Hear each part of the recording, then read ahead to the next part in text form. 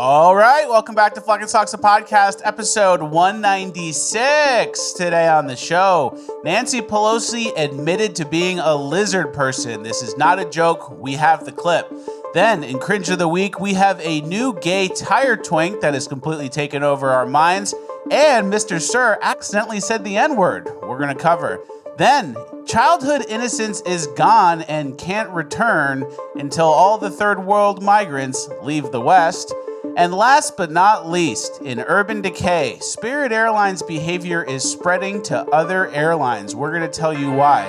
All this and more, it's Fleckus Talks, the podcast, episode 196, ranked the best new podcast of all time. Because words are just words until action actually starts. And actions speak louder than words. But at the same time, words speak louder than actions because sometimes it's the right thing to do. Very cool. Very cool. It's Fleckus Talks, the podcast, featuring Richard Grab.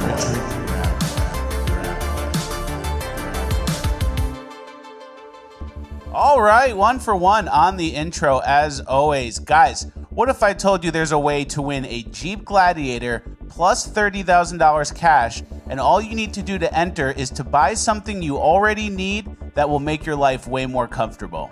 Now, what if I told you time is running out and this is the last week to enter? Our friends over at Undertack, the makers of the world's most comfortable underwear, socks, and shirts, partnered with Shared Sweeps to give you a chance to win a fully loaded Jeep Gladiator plus $30,000 cash. All you need to do is go to undertack.com, and for every dollar you spend between now and August 31st, this Sunday, you will be entered to win. Plus, you'll get a 10% off as long as you use code FLECKUSWIN at checkout. So the more you fill your drawers with Undertack boxers made with modal, which dominates cotton, their battle weave wool socks, dangerously comfortable EDC shirts, or anything else on their site, you increase your chance of winning. This goes for the ladies too, because now they offer women's underwear. Go to undertack.com right now. That's UNDERTAC.com and use code FLECKUSWIN, all one word, by this Sunday, August 31st, and every dollar you spend will be an entry, and you'll also get 10% off. Undertack.com is the website. FLECKUSWIN is the code. Go there now for your chance to win. Thank you to Undertack for sponsoring. See the site for full details. Let's get into housekeeping. All right. Thank you to Undertack for sponsoring. Thank you, Undertack. Very nice of them to sponsor. And it's the last week to get your chance to win that Jeep and that money. Wow. I hope I win. Yeah, me too. I'm participating as well. All right. We have a great show today. We're back on, it's Tuesday. Yeah, thank you. It's Tuesday. Everyone knows that. Uh-huh. And thank you to everyone who sent Venmos for my birthday over the weekend. It was very nice of you. I took the whole team out to a seafood tower dinner, got some steak tartare, ate like kings. Yeah, real pig shit. Real pig shit. RPS, to paraphrase it. Real pig shit, tasted good, was great, and also they're getting rid of the seafood tower at this place. Yeah, there's two seafood towers. One is like Seafood Tower Junior. The other is Seafood Tower Senior, which is multi-layered. It's two layers. Yeah, so they're getting rid of it because Fleckus is the only guy who ever gets it. And actually, there's one more guy, but he's an employee, and he gets it only because he gets a 40% employee discount. So he's like kind of taking advantage. Yeah. And they told me I'm like one of the only people who gets it, and I keep it alive. And the quote was, "Your photo's basically hanging up back there." So that's why we do it. RPS, this guy knows how to pig on some seafood. Yep, and then there were some of my searches that Richard Ratboy leaked from my Google. Yeah. Is we getting a birthday cake? Is we getting gifts for my birthday? Is we getting a seafood tower? Is we getting the life-size hot dog man statue? All right. Pretty pathetic. That's what I needed to know, a bunch of that stuff. We got the seafood tower, we got the gifts. Yeah. So thank you to everyone who participated. Let's get into the show. We have a lot of important things to get to. New flop is about to drop. Yeah, new nuclear bomb coming to the box office soon. The female reboot of Fight Club is moving forward at Fox with Greta Gerwig set to direct. Margot Robbie and Charlize Theron are in talks to star. Well, this should be equally as successful as the original Fight Club with Brad Pitt. And if it's not, it's your fault, you sexist pigs. Yeah, exactly. Imagine the boardroom meeting where they're like, hey, remember how we redid Ghostbusters with all women and no one went and saw it?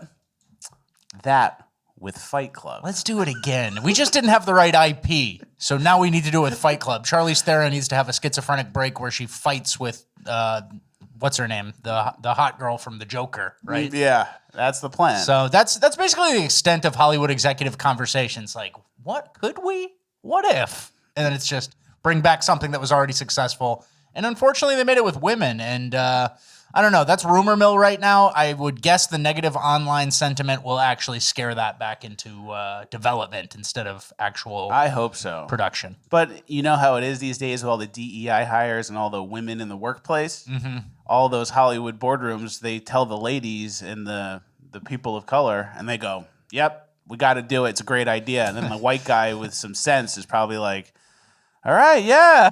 Yeah, the boardroom goes, all right, it's greenlit. And then someone wheels away from the table because it's like someone in a wheelchair. Yeah, that's how they do it. Mm-hmm. All right, moving on. Speaking of entertainment, football season is back, which means some of you guys are going to be pretty upset when the 21-year-olds don't catch it or throw it how you like. Yeah, some of you are going to be chasing your losses in an app that just went legal, and George Clooney is telling you to place your bet on a commercial break. Yeah, Peyton Manning's going to talk about the over hitting. Yeah, Post Malone just hit a 7-leg parlay. What are you doing? Sitting at home not winning? Yeah, exactly. Everyone's gambling on it. That's everyone's like only way out of this dire situation we're all in, I guess. We have this funny clip that I thought we should play. About to get torn the fuck down.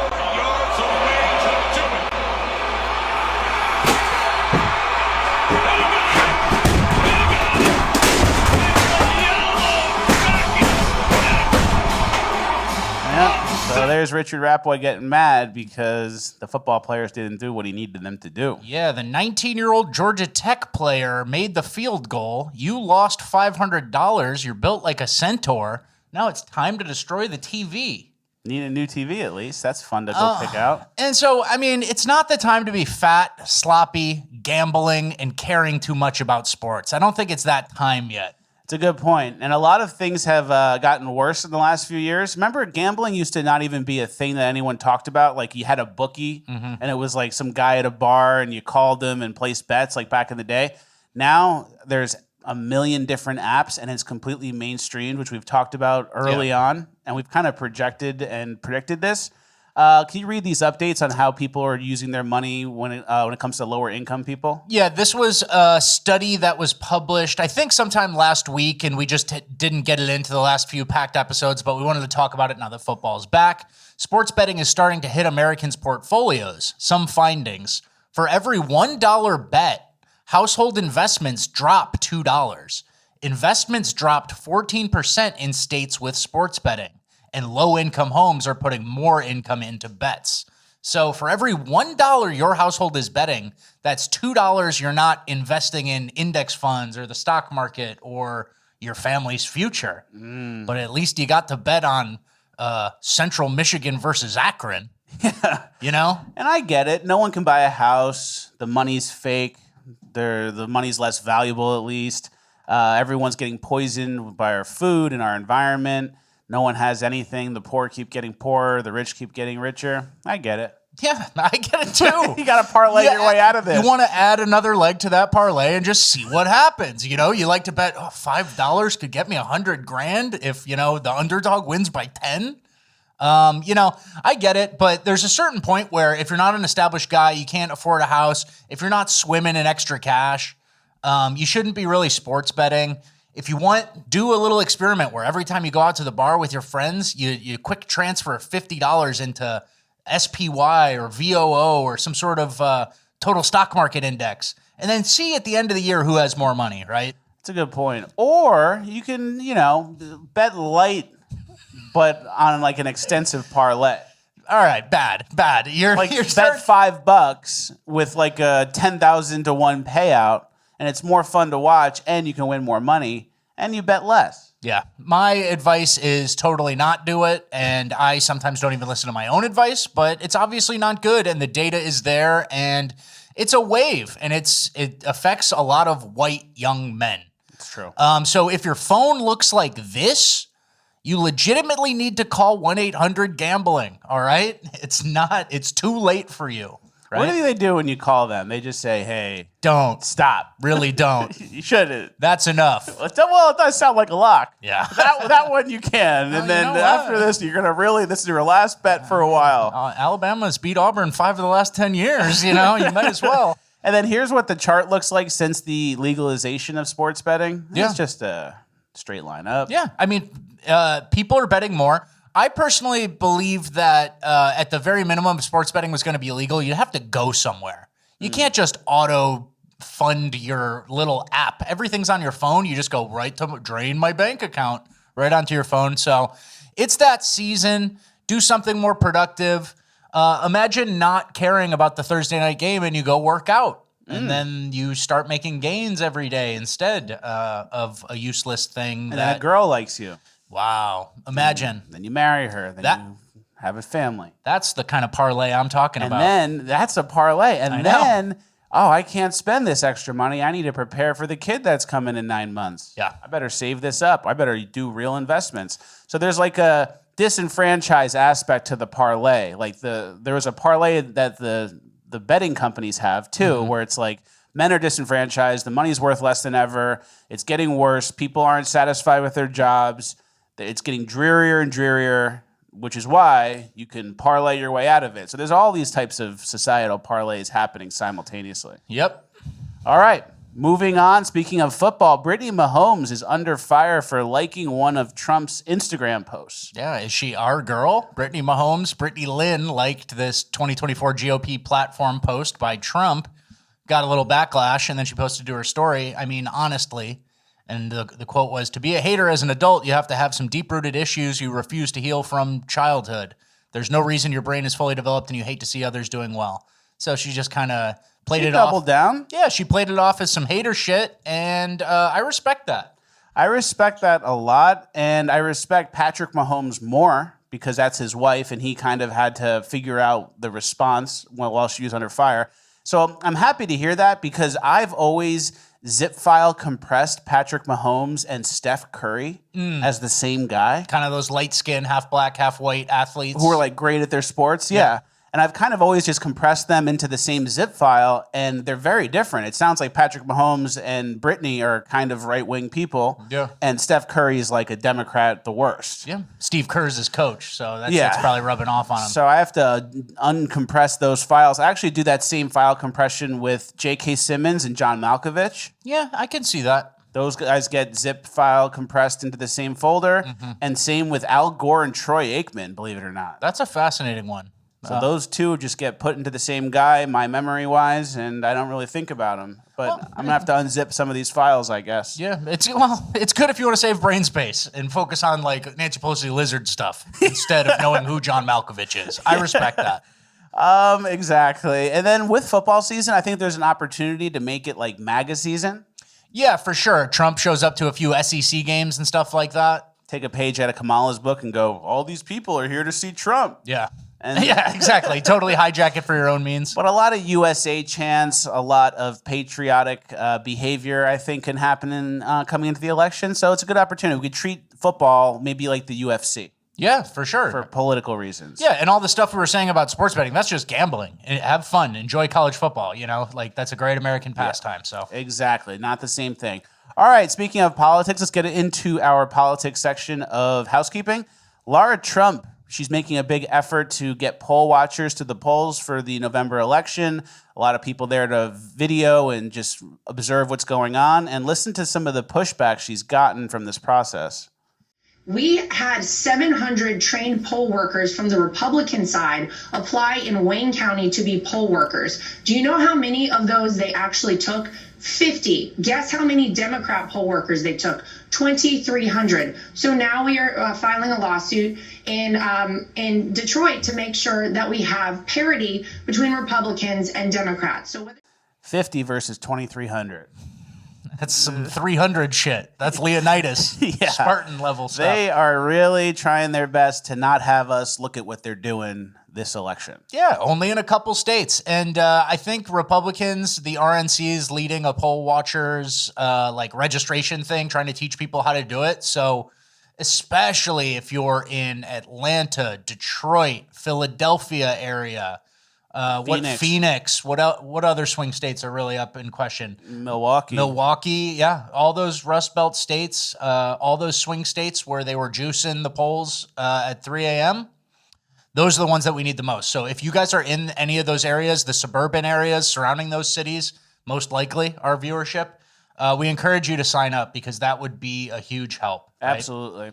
And then another huge help, Trump teamed up with RFK. So like we said in the last episode, Trump got the endorsement. Yeah. And then RFK said that more Democrats are coming. And then just yesterday, Tulsi endorsed Trump too, another Democrat. Yeah. Which is great. Those are some true middle of the road kind of flip-flopping people who are good endorsements, Everybody knew Kid Rock was going to endorse Trump, right? So everybody knows we endorse Trump. So it's good to get some of those people. Those are more important than someone might think. And you don't have to agree with everything RFK or Tulsi or anybody says, but it's always nice, right? Yeah, they have a pocket. They have a certain pocket of the Democrat audience that is important to push to the right. There's people that are getting pushed out anyway as it is. But that's not going to stop Krassenstein from trying to get a poll to go his way. 0 for 6, I think, at this point. He has a new one. And anytime he has an excuse to do a new poll, he does. This one was, now that the Democrat National Convention has concluded and RFK Jr. is out of the race, who will you vote for? 79% Trump. 80% Trump. Crazy. Sorry, buddy. Can't get it to go your way. All right, let's get fully into our politics section. Probably the most important clip of the whole show. Nancy Pelosi admits to being a lizard. Kind of. They didn't know what they were talking about. We know we're different from the presidential. We're very discreet, reptilian, cold-blooded. These are the races we have to win. Others are winning. What an odd thing to say. Yeah. Very lizard tongue-in-cheek. Yeah, cold-blooded and reptilian. She almost hit you over the head with it, right? Yeah, exactly. When the lizard people who are watching hear this, they go... They laugh. They laugh. They get off on that shit because so much of it is them telling it to our face. Like, that's a big part of it. All she needed to do is say, we also go home to our terrariums like everyone else. Who's hungry for their heat rock? Who wants to eat a few grubs? Exactly. So my theory is one day the cloaking mechanism is going to malfunction and there's going to be a 7-foot lizard person on TV. Ooh. Caught on camera. And that's when it all is going to start. Yeah, and thankfully they've developed AI so they can just kind of scapegoat with that. Yeah, but we're going to be like, what am I doing? I don't believe any of this shit. Rat Boy's in on it. But yeah, that's when it'll all begin. Once the cloaking mechanism malfunctions, then you have a 7-foot lizard on TV, and then everyone's going to go, wait. Everyone saw that. And then that'll probably be where they roll out the alien stuff. Yeah. All right, here's how Pete Buttigieg's husband reacted to the end of the DNC. Well, as he can attest, I was a blubbering mess all night. As a parent, you're right, I couldn't stop thinking about the fact that the first president that our daughter is going to come to know is a woman who looks like her.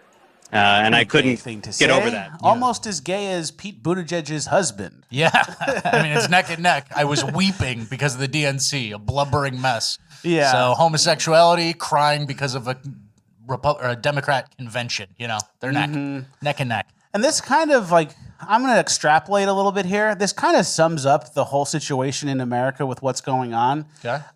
They're trying to make America really gay, Indian, and confusing to the kids. Yeah, that's true. No argument for me.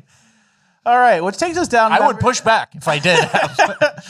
Which takes us down memory lane. We have some old clips of Kamala, just kind of reminding everyone, the theme for the Kamala section today is going to be, she's too stupid to be the president. Yeah. Can't forget that. She's not a smart person. We know she's hiding from the media. But look how she talked about COVID during the pandemic. We're in the middle of a crisis caused by this pandemic that is a public health crisis.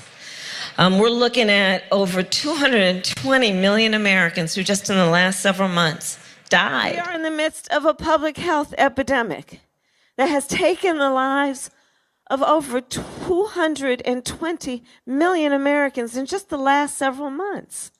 So for one, maybe you misspeak. Joe Biden does that every time. No big deal. maybe you misread the teleprompter and it was 220,000 or something, whatever.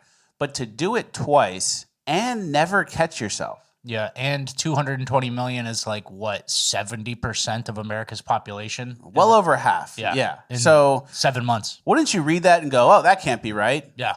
Or catch yourself, None of that happened. She just read it and just went with it.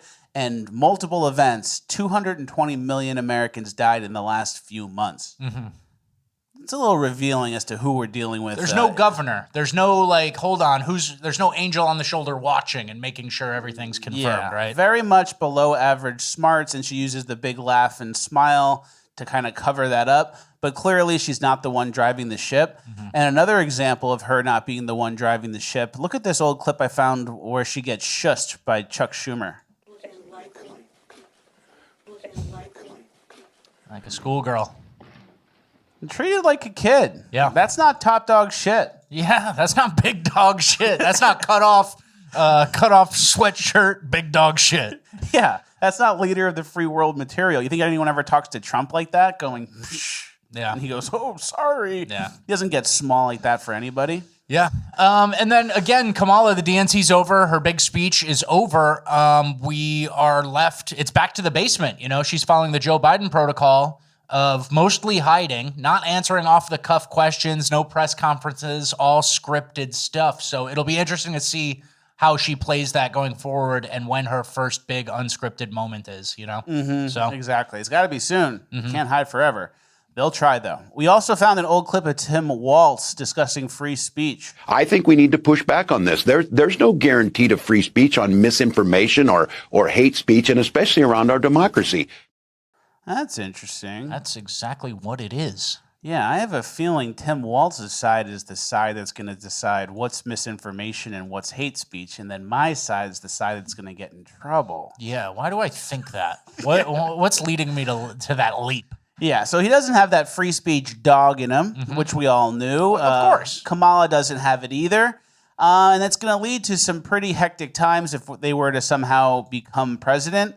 The Telegram founder, he just got arrested in France. Yeah. And he's facing like 20 years in jail. Yeah, for basically not censoring or doing any sort of regulation on the platform, right? Yeah.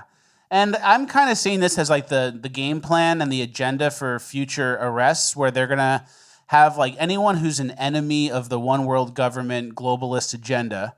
They're going to arrest that person when and where they can, when they land in jurisdictions where they broke a law or they broke like a anti-free speech law.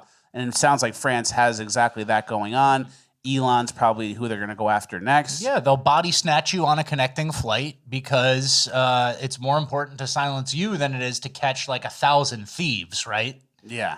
And so this is Alex Vindman, notorious little cuckboy leftist. He says, while Durav holds French citizenship, is arrested for violating French law, this has broader implications for other social media, including Twitter. There's a growing intolerance for platforming disinfo and malign influence and a growing appetite for accountability. Musk should be nervous. Growing intolerance? From who? Yeah, what are you talking about? What are you talking about? And then there was an interview where Tucker interviewed Durav, the guy who did Telegram, mm-hmm. and this is what he said about the FBI coming to his guys trying to get backdoor ways of spying on political figures like Tucker. We get too much attention from the FBI, the security agencies, wherever we came to the U.S.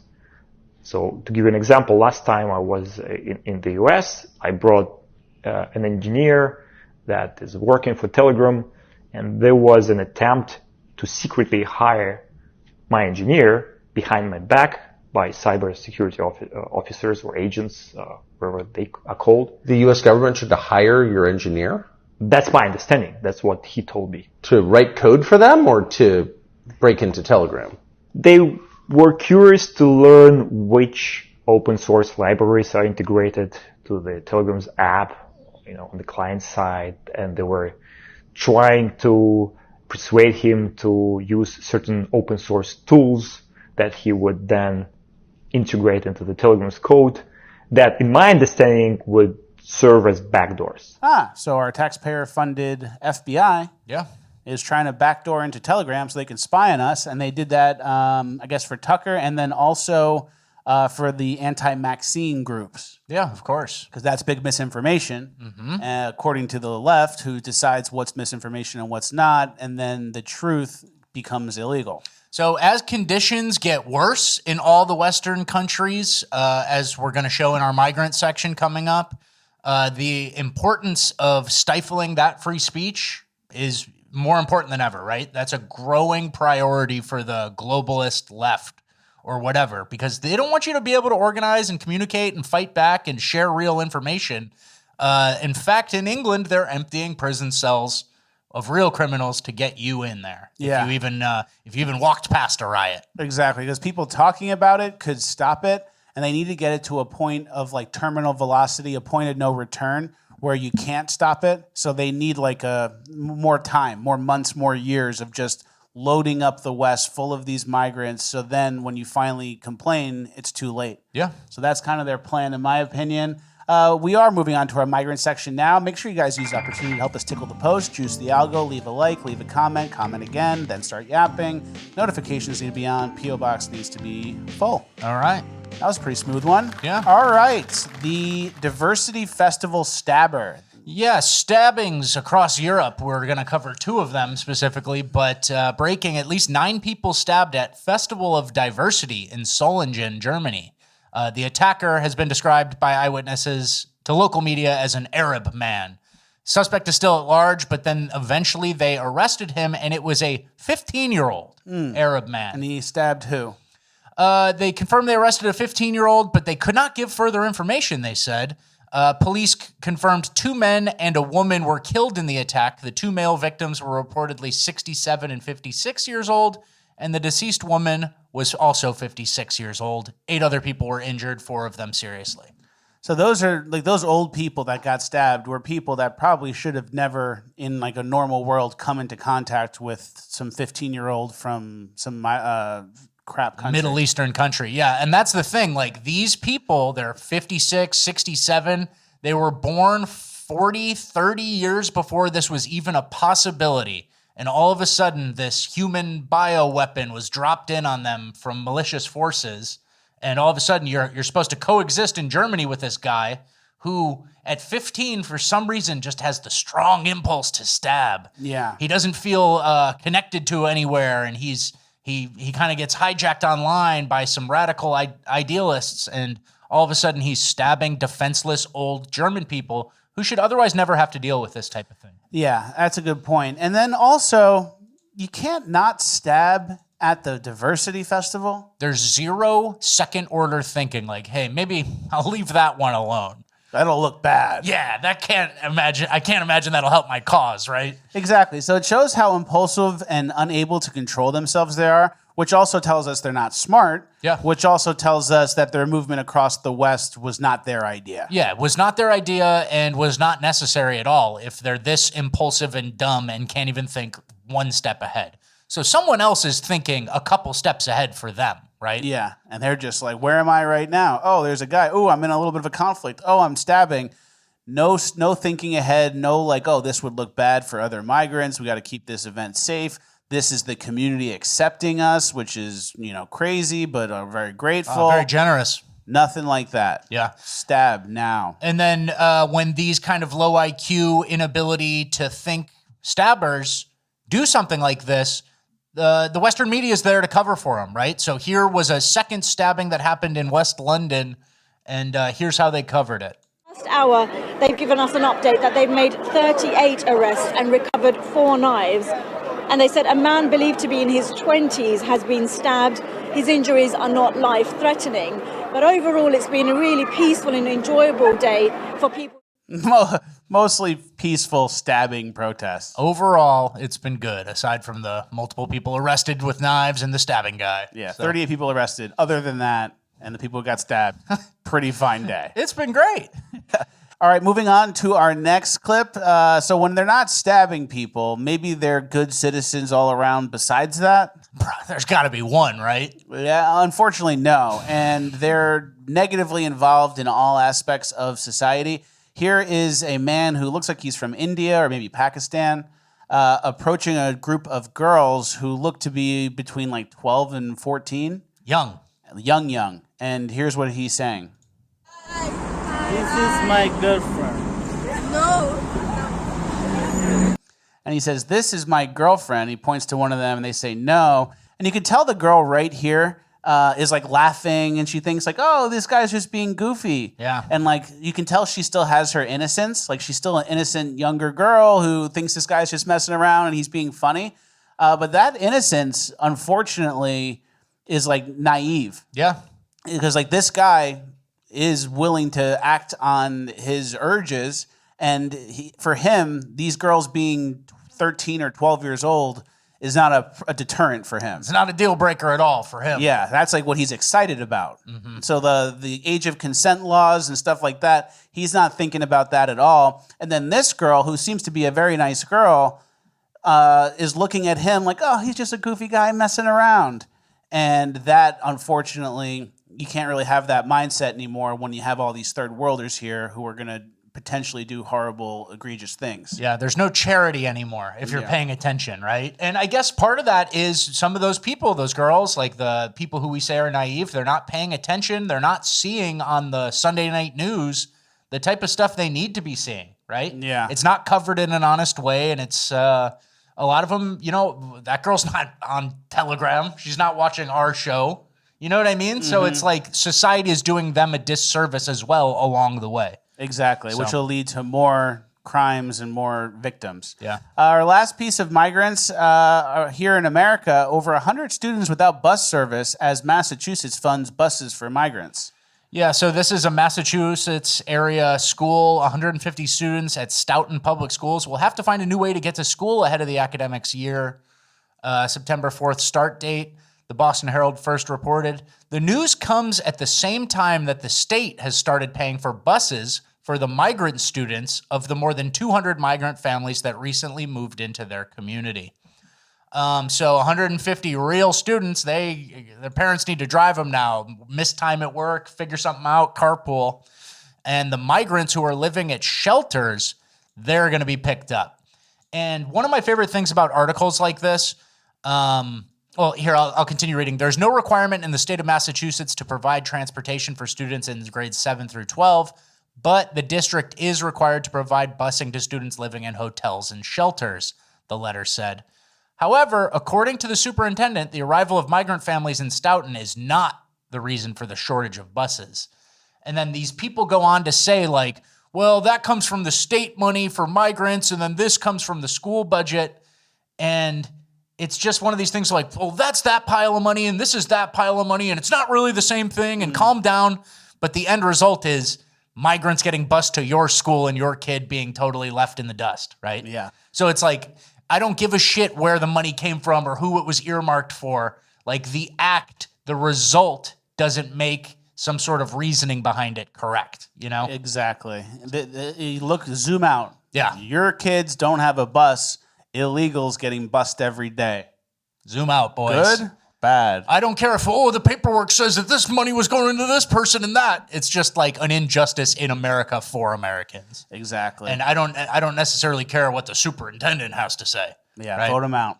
All right, that's the end of our migrant section. We're into our final chunk of housekeeping, which is all my stuff. All right, have fun, buddy. This is where I can kind of share some new ideas with you. Okay. And tell you what's been on my mind. Okay, please. First things first. You know how people have middle names? Yeah, I have one. You have one? Yeah. You can really steal someone's name if you take advantage of the middle of the name. So my last name's Fletcher. I could have a kid, Michael Jackson Fletcher. Yeah. Yeah, you could. Thomas Jefferson Fletcher. Shaquille O'Neal Fletcher. Yeah. I think some black people already do that. I was going to say, you might not have an original idea here. But like you could really just like take someone's full name, give it to the kid, and then also they're not like, oh, I'm Michael Jackson. It's like you're not even Michael Jackson. You're Michael Fletcher. Yeah, that's true. All right, next. What's something that everyone knows not to do? Stick their finger in a mousetrap. Close. Metal in a microwave. Yeah. That's bad, right? Aluminum, too. Have you ever done it? I think I think when I was 12 or 13 or something, I did a Wendy's cheeseburger with that light aluminum. I think I did that, and it sparked up really quick, and I ejected it out. So, yes, mea culpa. But I kind of remember doing it once too, but then like I don't fully remember. I think everyone has like a fake Mandela effect memory of putting metal in the microwave, but no one's really done it lately. And it makes you wonder, what does it open up portals? Oh. What are they trying to hide? No metal in the microwave sounds a lot like lead paint to me. Yeah. Isn't lead paint bad? Don't kids like eat the lead paint? They eat the chips? You ever eat paint? I never ate paint. Yeah, I never But did either. when you have lead on the walls, the Wi-Fi can't get into microwave you. So that's why they don't want lead paint. Okay. And our last part of housekeeping. No pushback from me. I'm going to pick my battles. Tim Pool posted this on Twitter. One of our guests stuck gum under our table. We have 24/7 surveillance camera, and we'll publish the footage of you doing it. So he has like a podcast where there's a huge table, everyone sits around. It's like a whole business, multiple employees, like just going... under. That's I kind of respect whoever did it. Well, it's like a crazy person. And I hope they get away with it. Yeah. I hope Tim Pool's bluffing. This is a bluff. There's no footage. Yeah. All right, that's the end of housekeeping. We're moving on to Cringe of the Week. All right, our first story from Cringe of the Week. New sexuality just dropped. We'll start with something easy. Semibisexual. Semibisexuality is a sexual orientation that defines a person who feels sexual attraction towards one gender, usually the opposite. So you're bi, and you're semi-bisexual. You're straight. You're straight, yeah. They're coming up with new words. They made you a flag. This is a recruitment tool, I think. This has nothing to do with being correct or a new niche that was just figured out. This is just recruitment. Like, hey, if you're straight, come on. We'll let you in. Exactly. And I think a lot of it comes down to like straight white men and even straight white women are like the enemy. Yeah. So if you can like compartmentalize and create little groups of everyone who's not a straight white guy, you can kind of add it to the flag. They do that with the POC, the people of color stripes, the black and brown stripe on the new trans flag. And they keep adding like the Native Americans. They keep adding like disenfranchised groups, anyone who's not white. So for that one, it's like if you're a straight white guy and you're kind of a pussy, maybe you're semi-bisexual. Yeah, maybe you're a little bit of a twink. Come on. Welcome to the party. I think they're going to add fat next. Ooh. They're just going to add pigs. And it's going to be a line with like a thick line. A thick line. A thick line with some curves like about to bust from the seams. That's not a bad idea. Yeah. All right, let's take it to our second most important clip of the day. Mr. Sir said the N-word. And can I say something before we play the clip? Yeah. I'm happy with my branding on Mr. Sir. I think it's sticking and it's very disrespectful on purpose. But this video might change my mind. Nugget. Nugget shivers a lot. Wow, maybe this guy's not so bad. Yeah, man, I'm starting to warm up to this guy. Nugget shivers, and he goes, and then he really goes like this, like, oh. Like, I kind of respect that. And I think he's on live, yeah. So that's like why it wasn't just like, oh, I'll cut that out. So, gotcha. But he lopped his cack off, right? Yeah, he was explaining that. So, penalties offset, still Mr. Sir. Still Mr. Sir, still don't like you. All right, let's get to the gay tire Mexican. This is maybe the most interesting story in the show. Yeah, new twink, new type that I didn't know. Blue collar, right? Yeah. So there he is working at the tire shop. He's got high heels on. Oh. Dancing. Dancing around. He moves pretty good. Oh, of course. He likes it. All right, that's good. And there's another clip, too. Here he is doing an interview. All right, it's in Spanish, but he's got pride flags everywhere, wearing gigantic heels in, 8x12 tire shop? Yeah. It's like not even a big, it's just like a side-of-the-road tire shop, right? Yeah, so clearly on some fetish shit. Yeah. It's an interesting case. It's similar to the big titty woodshop teacher, where the fetish shit exceeds the desire to be comfortable. Absolutely. And it's like, in my opinion, it's good to see people like committing to something. You know, it's like he's got that dog in him. He's married to the game. I can't fault him as much. It's like you're putting on a tire. He's getting down, crouching and changing a car's tire, like taking the entire wheel off and doing it in a handicap. That's how much he wants to wear heels. Right? Yeah, exactly. So you have a tougher, less comfortable day at work, but you get bricked up way better later. It's way easier to stroke your shit when you get home. It's crazy. And then another piece that we always talk about, right? The news crew shows up. Yeah. All you got to do is put on fucking high heels and the news crew will show up and start interviewing you in Spanish. I'm sure there's some guy there who's been doing tires for 50 years. Yeah. He's got like a 5,000 square foot shop. He services like 75% of the community. No one cares. No interview. That's Never expected. once. You throw some heels on, start talking twink shit. Yep. Get him. Yeah. So I have mixed feelings on this. He's handicapping himself because that's how much he loves the game. It's pretty good. Yeah. I respect it. But he's not going to replace Big Titty Woodshop Teacher, but Big Titty Woodshop Teacher's been quiet, but school's just starting again. Yeah. So you never know who might pop up. Let's get to the next guy. It has copyright music, so we have to play it no volume, but this guy says post-clinical vibes. So he's becoming a doctor. Yeah. And this is how he feels when he's done with his clinical. And he made sure to include his stethoscope in his gay little TikTok dance. So here he goes. This is how he feels when he's done with his clinical. Post-clinical vibes. So after ChatGPT does my homework, I dance around and yeah. So what are your thoughts here? Well, I am not trying to be vulgar. Okay. But this is the type of doctor that looks at your pecker when you're under anesthesia. Yeah, he kind of just sneaks a peek. He goes, oh, whoopsie. Looks at it, checks. And then the nurse goes like, oh, that's not good, but I can't report a gay guy. Yeah, yeah. So that's it. That's all I wanted to show is just that guy's going to be a doctor. He probably has good grades.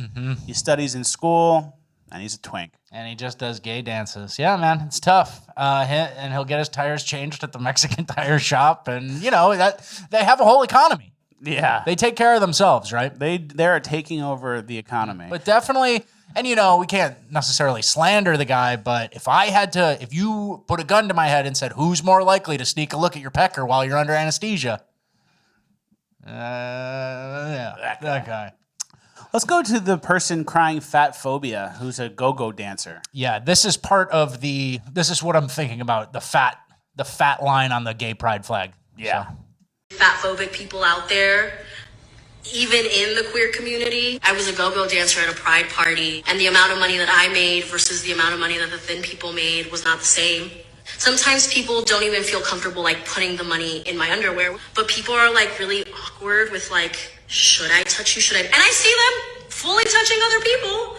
So those are little reminders that people still have a lot of work to do around their Fatphobia. A lot of reminders that people have work to do around their fatphobia because people aren't as excited to touch the 320-pound stripper as they are the other strippers. Yeah. They have to dig around her folds a little bit more, and they don't know how to do that, so they'd rather just slip it into the skinny girl's thong, right? Yeah, exactly. And then there was a thing she said where, like, she's making less money than the other dancers, and that's like a reflection of society's fatphobia.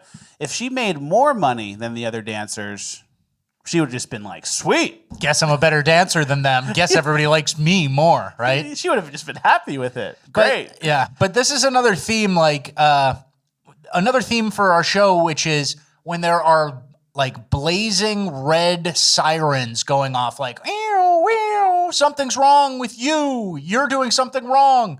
That's in your control. Like, you're a fat go-go dancer. And she goes, should I change? Do I need to change at all? No. Society has a long way to go. It's on all of you, all 400 of you who came to my go-go dancers and tipped the thin, hotter people way more than me. Society needs to do the work, not her. She can't miss a meal, right? That's a good point. So again, it's like all these indicators of what's happening out in the world. Like, am I being received right? Am I too fat? Am I unattractive?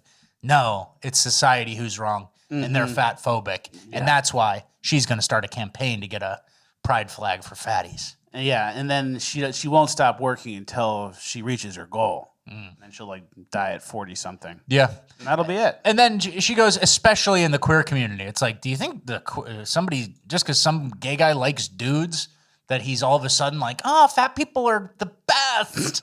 Like, that doesn't happen, you know? Like, there's nothing, those two are totally unrelated, and this woman thinks they should be, right? Yeah. All right, let's move on to our next clip. This guy was on a date, and then he went to the bathroom for 30 minutes, and this lady posted it. So here she goes. It's been 30 minutes. They closed 10 minutes ago, she says. And the guy left his wallet on the table. And then you open it. And it's a dummy wallet. It's a Leonardo DiCaprio and Catch Me If You Can wallet. It's made out of coupons and shit. Full of nothing. Real Costanza move there. Yeah. I don't know if Costanza ever did that, but... it's a Costanza type move. All right, fair. I've actually done that myself. Really? Yes. When I went to Australia, where you were there too. Yeah. We studied abroad. It was winter in America. It was summer in Australia. And we would go to a class. I had this class that was a 3-hour class, and it had a 10-minute break in the middle. So I would go, and I would have my notebook and pen, and I would leave it there, take the 10-minute break, and then never come back. But they'd see the pen and notebook and be like, oh, this guy's coming back. And then if you opened it, it just had nothing in it. He was a ghost the whole time. And there was one time, because we used to do this as a group. A bunch of us would just leave at the break and never come back. And then there was one time. Go to the beach, go body surfing. They would have waves and we'd go, we'd skip. And then there was one time that as we're walking out to the break, the teacher stopped us and there was like 10 of us. And he was like, guys, I'm begging you, please come back from the break. Don't just disappear. And I was like, of course, yeah. And I had a boogie board in my hand. I had a literal boogie board in my hand. I was like, of course, we'll be right back. Yeah. My notebook's right there. So in general with this video, I kind of have a feeling this girl made it up or something, you know? It's kind of a bold move for a guy to do, and it's a good social media idea and clip, right? You know, gets a little engagement, whatever. But it made me think it's a good time to carry a dupe wallet around. Not just for getting out of dates. Yeah. For getting robbed by migrants. Migrants. New York City. You're going to New York City, having a dupe wallet is not bad. That's a great idea. And they never check. They're running away. They try to run away. So they never check the dupe wallet. I think that's a great idea. I endorse that idea. And it's third world shit. I admit that. It's third world shit, but sometimes you got to play the game of we're on some third world trending stuff here in America in certain cities. We're observers of reality. You got to play the hand you're dealt, not the hand you wish you had, right? Exactly. All right, really quick before we get into Urban Decay, I want to tell you guys why you should join Bonus Land. FleckisTalks.com is the website. If you guys like the show and you want to watch 30 extra minutes of each show twice a week, an hour a week, 4 hours a month of exclusive FleckisTalks.com Bonus Land content, you should sign up. Today, one of our topics, just one, is going to be stop and frisk. Okay. There's a guy who is making fun of right-wingers who say, what was it? He had a little Freudian slip where he said stop and frisks meant all black people. And this was the leftist saying that. And, I would agree. It's mostly, right? That's the majority of criminals, right? Yeah. So he kind of slipped up. And we have a couple clips from him. Bunch of other stuff, too, that you guys are going to want to see. So FleckisTalks.com is the website. Please go sign up. You're going to love Bonus Land. It's a huge backlog of content, and it's 4 hours a month. So if you like the show, how many hours do you do of the show a month? I'm not going to do that math right now. 9 hours? I would say 8. 8 to 9 hours of the show. So you're basically getting 50% more show for just a few bucks. All right, Urban Decay. Our first clip is the fight on the way to Atlanta. And this is an American Airlines flight. Mm-hmm. Big distinction. Back up! Back up, baby. Where you are?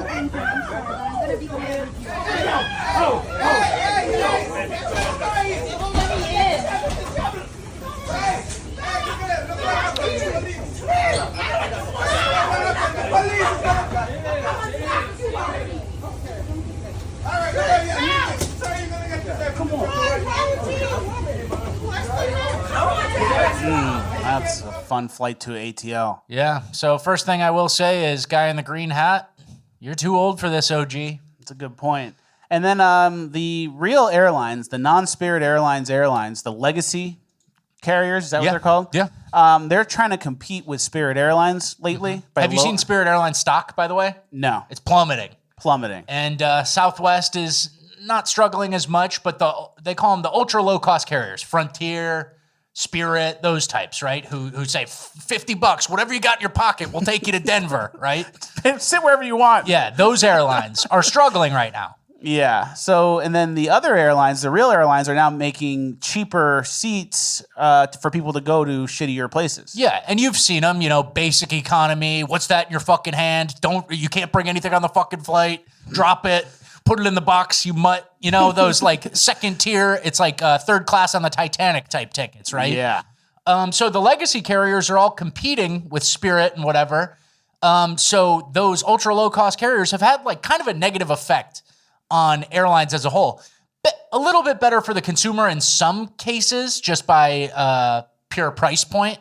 But in terms of what you get, seat selection, all that goes out the window, right? Out the window. And then so now the Spirit Airlines behavior is bleeding over into the legacy Delta, United, American carriers, right? So the cheap flight crowd is going to be on your flight pretty much starting now. And they're going to be fighting with the guy who pushes the wheelchair when he disrespects Auntie, right? Yeah, exactly. As we saw here. And as we know, certain groups like to fight more than others. Mm-hmm. And then you sprinkle in some DEI. All of a sudden, it's a powder keg. Yeah, and then you have the pilot who's getting involved. All of a sudden, the pilot's throwing hands, and nobody wins, right? Yeah. And you're just trying to get to Puerto Rico or wherever you're going, right? Yeah, exactly. The airport used to be revered. I know. People used to dress up. It felt good. You get a whole meal. You go through. You're going somewhere. Now it's like, hey, give us $10 for a bottle of water and sit next to that manic guy who's mumbling to himself. He's actually handcuffed under his shirt. He's traveling with the U.S. Marshal. Good luck. Exactly. All right, let's go to our next story, the Uber fight. Don't be eating no chips in my car, but I got the chips all in a bag and everything. And she's worried about what I'm eating in a bag. I ain't dropping them on her floor. She leave me alone. I ain't got time for it. Should I pause it and translate it really quickly? Yeah. She is eating Doritos in an Uber driver's car. The Uber driver said, ma'am, could you please not eat in the car? And the horrible, horrible woman is complaining on her cell phone to someone else about it. Mother don't know who she messing with. I just don't want to have to clean up a mess. You ain't gonna have to clean up no mess. What mess if you gonna clean up and it's all in a bag? And people be dropping stuff and they be okay, eating. well, I'm not a little child. I'm a grown ass woman. Just dry. I just want to get home. That's it. Girl, how much you pay for this ride anyway? $50. Oh, yeah, I'm getting my money worth out of this ride. You know who think she talking to? But I'm sure we just eat my chicken in her car. She gonna just be one mad one. You get what doing. If you keep talking, I'm gonna end the ride. Well, go ahead and end the ride. I don't get what. Can you chill so she don't end the ride? I'm trying to get home. Okay, we gonna get home. She ain't gonna end the ride. We right here by the house. I'm gonna end it. gonna re-end the ride. I can't end it. I'm gonna end it. Keep talking. Well, you ain't ended it yet. You ain't ended it yet. You scared to drive. Keep talking. I'm gonna keep talking. You gonna ride by the house. You gonna get out. You right, we gonna get my money back. I know that much. Get out and I ain't getting out there car till my money hit my card.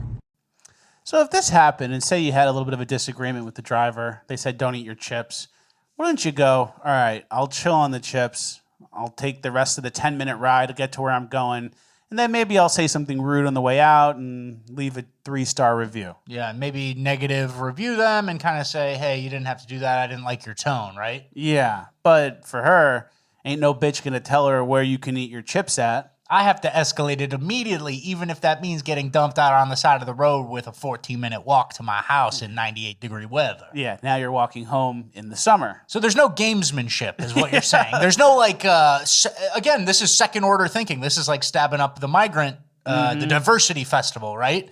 It's like, should I maybe game it a little, get the result I want, and then kind of let the steam off? Where you eat the chips in the ride, and you get where you're going, and you told that bitch she a bitch. Yeah. So, not thinking ahead there. It had to escalate, and also she's on speakerphone. Yeah. And somebody else paid for the ride. I don't know what that was. She was like, "How much you pay for this? $50." So yeah, if you pay $50, you better be eating my chips in the car. And again, this is another like totally different language. Mm-hmm. So yeah, nothing. Thank you for translating. Yeah. All right, our next clip is a guy who has an entire Instagram and TikTok dedicated to this, where he walks around the hood with a PS5 box and shows how quickly everyone robs him. Hey, What's up? What it is you got right up? PS5. Oh, that new shit, that new one, that new. Hell yeah. I was thinking about getting my kid one. Shit, better think get him one. How much you paid for it? It's about retail about $6 something. Yeah, come up all that. What you mean, bro? Come up all that. Put that down. Yeah, go ahead. Keep going. Turn around. Don't worry about that. That ain't showing no more. Go ahead. Nah, bro. Like, why you? Hey, go ahead. That ain't showing no more. Appreciate it. But like, why would you even? Like, come on, bro. You gonna just take it from me though like that? Hey, it don't matter what I did. Go get to But I'm another. saying, Go all ahead. right, bro. Damn, bro, it's a prank though. I don't care about your prank. You should have thought about it before you came to the hood, big dog. Nah, chill out, bro. Go ahead. All right, bro. Shit. Yeah. So there's a surprising number of people who are willing to commit a crime and assault people when presented with a item worth $600. Approximately 600. And it's this kid, you could go to his page.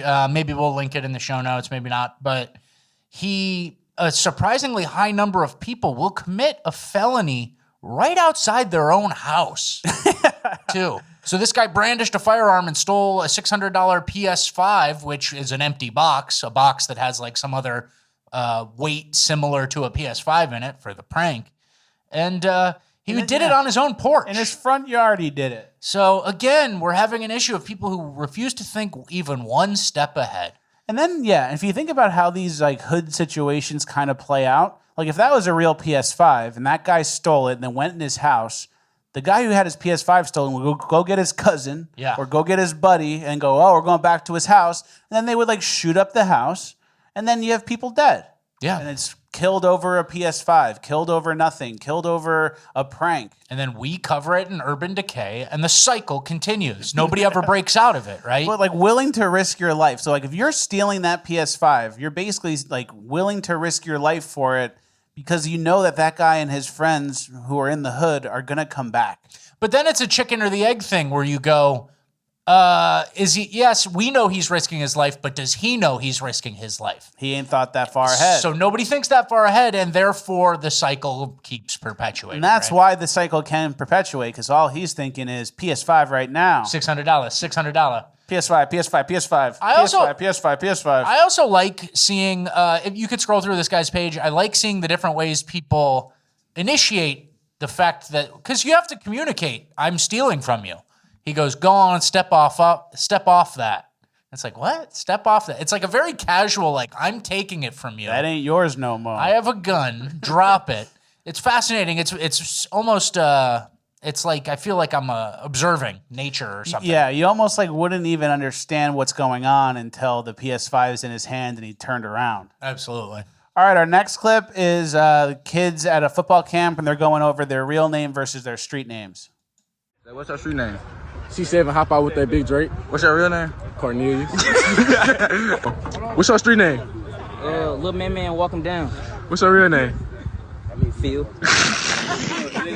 What's your street name? Mr. Hop out and dump that Drake. What's your real name? Gregory. What's your street name? Mr. Hop out on feet, walk him down with that Drake. What's your real name? Sebastian. What's your street name, gang? Lil B walking down, catch him in the alley. What's your real name? Bartholomew. I like these guys. They're doing bits. I think they're having fun. I don't think Bartholomew is his real name, and I don't think Mr. Walk him down on that street with that Drake is his street name either. That's pretty good bits. But also, if you participate in this world, you could get shot. The bits, yeah, there's a little bit, like, I appreciate humor just as much as the next guy. These guys are pretty funny. But there is always that 5% chance someone mistakes you, say the guy who took the PS5 from earlier, some sort of gangbanger type mistakes you for being serious, and then your life's in jeopardy. For nothing. Yeah, for literally nothing. And so, I don't know, maybe just keep that in mind. I don't know what we're saying here, but the next clip is going to be a guy who was doing what we believe to be a bit. And he got his life taken for it. And he lost his life for it. So here's a video. This guy is on his ops grave site, and he's digging it up. Got no fucking tombstone. I'm gonna dig his fucking dirt up. Hey, yo, where the fuck Carney at, yo? Carney, where the fuck you at? Ah! Got no fucking tombstone. It's a bit. It's pretty funny. I don't think the guy's legitimately digging up a corpse, and he's not going to dig more than 2 inches, but he's disrespecting his ops. He comes, brings a shovel to the cemetery, talks a little shit, digs a little, and he lost his life. Media, and now he's dead. Yeah, Philadelphia rapper YBC Duel, who recently went viral for digging up his ops' grave, has been shot and killed in West Philly. Who could have guessed it? So, I thought that was funny. Digging up his grave. If that was me and I was dead, I'd be like, all right, he's trying, he's having Harry fun. Sisson goes to your grave and goes like digging it up. I'd be like, all right, that's funny. You're sick. You're sick. You know. You're sick. But, you know, there is that true percent chance that you're going to die if this is the world that you live in, right? Yeah. So head on a swivel out there. Hey, if your name is YBC Duel, head on a swivel out there, right? Yeah. If your name's Austin, don't worry about it. Yeah, Austin spelled the same way as Jane Austen. Yeah. No one know what that means. You're okay. You're okay with your PS5, right? All right. Our last clip of Urban Decay is just a little update from New York City. Yeah. I'm from New York originally. I used to live in New York City. I used to live in the Village, the West Village. Yep. And I used to take Sunday strolls to Washington Square Park where I would get an espresso. Yeah. Maybe a powdered donut. Donut. And here's what Washington Square Park looks like now. I used to go there and it was fun. People were putting blankets down. There was a lot of homosexuals. Couple too many, but Too you know. many, yeah. But Hey, it was- homosexuals, aside from the monkeypox, they keep a good neighborhood, right? They got artisan cheese and shit. Yeah. But now it looks like this. Drug users, heroin, crack. It's an open-air drug and homeless market, Washington Square Park.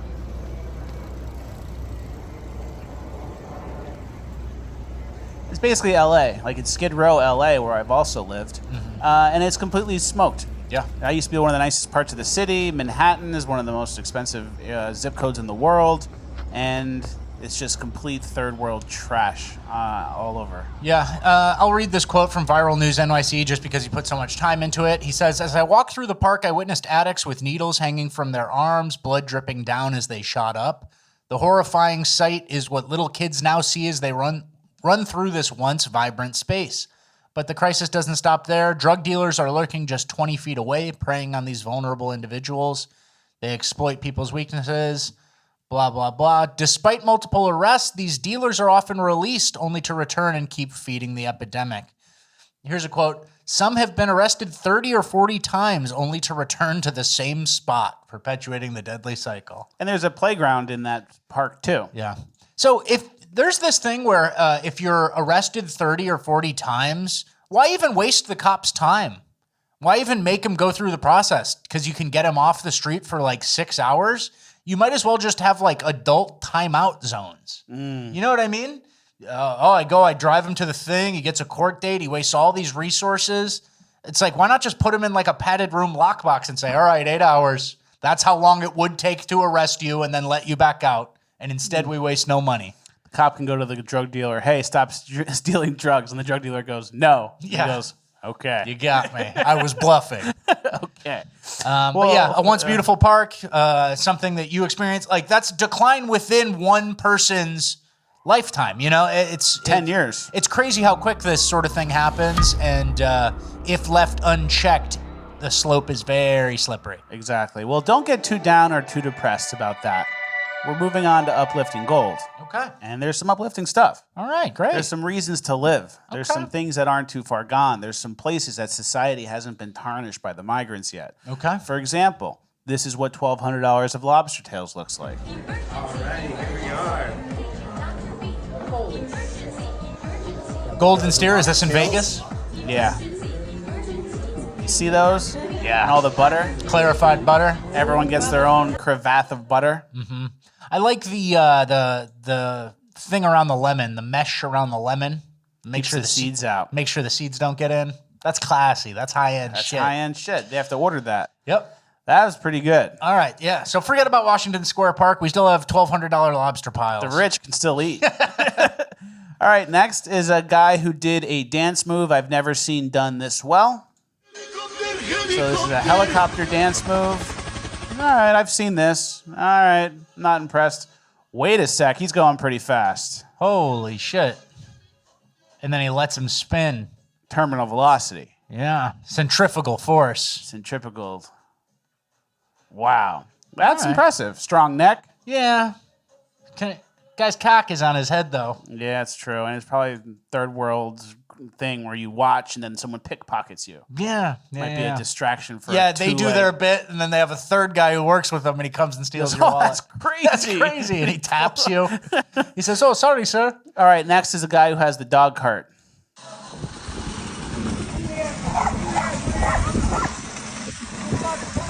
That's pretty good. 7 total dogs. 5 are doing the work pulling.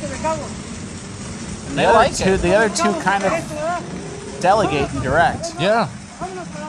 That's good stuff. I'm jealous. Yeah. I got a dog cart for Jerry, and I tried to attach it to him, and he like backed out and like almost broke his own leg. He freaked out. He didn't like it, and he was like doing anything he could to get away from it. Didn't start him young enough, and he doesn't have that weird instinct. because his DNA should have cart pulling in it. He should have gotten there and been like, "Oh, my ancestors are speaking to me through my bones." Yeah, he should have, but he didn't. Unfortunately, he didn't. But we'll get there. I'm not quitting. And if you guys know dogs and how dogs go and what makes them, tell me how to get Jerry in the harness attached to the thing so I can get him dog carting. Smart. All right, this guy invented Texas toast. Or so he claims. I actually invented the Texas toast. We woke for breakfast then. I'd order unsliced bread, and I would slice the thick bread. The guy on Goldman Baking Company in Oak Cliff came over and said, "Bakery business 30 years, and you're the only person that ever ordered toast unsliced." He said, "I just wonder what in the world you're doing with it." And we showed him, because I had people come everywhere just to eat breakfast for that toast. He finally brought me a little box that had slots in it where I could put it in there where it'd all be there, because we cut them all different sizes. And finally he put a machine in that would cut the thick toast, but I started. That was probably in 1955. Nobody had ever had thick toast. You know, everybody used a thin toast or biscuits. This was just something different. Wow. So that's him. That's history. He took credit for it. 1955, Texas toast. 50-year, 70-year anniversary soon. Yeah. Coming You up. believe him? I believe him. Okay. Oak Cliff. All right. That's my hood. Put that shit in their face, make their shit understood. All right. I used to have a Texas rap CD in high school. All right. Next, we have a little bit of a shout outs. We have some baby show watchers. First, 30 minutes on Earth. Yeah. And you're watching the show already. That's Nice. great. That's great. But that is 2 views on one device. Yeah. So. And then someone took the picture. That's actually 3 views on one device. Yeah, that's a shame. So, you know, but that's great. Watch Jokes it. aside, thank you for sending us that. That's very cool. Congratulations. Our next shout out is from Gabe's Puppets, who did a shout out for us. Hello, everybody. My name is Little G, and this is Gabriel from Gabe's Puppets. And we all wanted you to know that Fleckus Talks, the podcast, is the best podcast of all time. And this one is for him. Hit it, Gabriel. Where are you? And I'm so sorry. I cannot sleep. I cannot dream tonight. I need somebody as always. This sick, strange darkness comes creeping on, so haunting every time. And as I stare, I counted the worst of all the spiders, catching things and eating their insides, like indecision to call you. And here I'm eating there inside. All right. So both him and the puppet need to know the song. Yeah. Wow. Well, that's 2 people. Yeah. That was very cool. And that's at Gabe's Puppets. Is he a show watcher? Or did someone get this for you? Or I what reached happened? out to him. Okay. And I requested a shout out, and he said yes. And I told him I'm going to tell everyone to go follow him, which I'm telling you everyone to do now, at Gabe's Puppets. He's great. He does all these different songs, and you can't even, his mouth, like you can't even tell it's him. Okay, yeah. He's like, good. He's a good ventriloquist. He's very good. And he did that shout out for us, so we're going to send some followers to him, and we're going to follow him and support him forever. That's the best Gabe I've ever seen. Yeah? Yeah.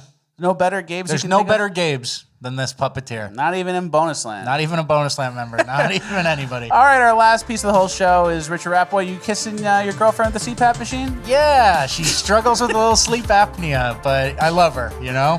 Happy for you, man. Yeah, you know, that's how it goes. Congrats. Well, another Fleckus Talks in the books. Thank you guys for watching. Please like, share, subscribe, all the good stuff. FleckusTalks.com right now. 30-minute bonus land's going to be lit. We'll see you there, and then we'll see you on Friday.